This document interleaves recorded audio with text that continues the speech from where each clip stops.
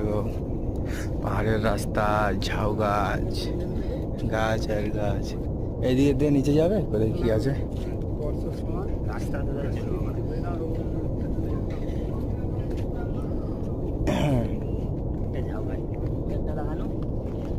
এখানে পাথর এরম করে বয়।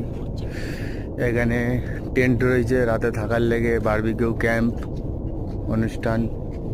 দাও দেখিয়ে দিচ্ছি।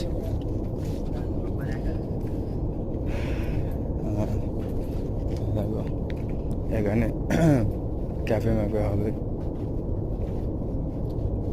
এখান থেকে ভিউ দেখা যাবে পুরো।